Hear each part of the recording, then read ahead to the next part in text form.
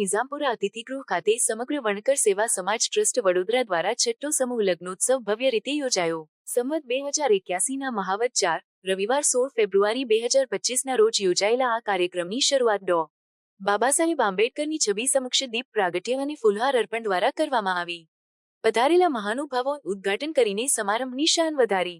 આ પ્રસંગે મુખ્ય અતિથિ, વિશિષ્ટ મહેમાનો, સંસ્થાના હોદ્દેદારો, આયોજકો, દાતાશ્રીઓ, સમાજના પ્રતિષ્ઠિત આગેવાનો, ભાઈઓ બહેનો, વડીલો અને નિવૃત્ત અધિકારીઓ સહિતના સમાજબંધુઓ મોટી સંખ્યામાં ઉપસ્થિત રહ્યા.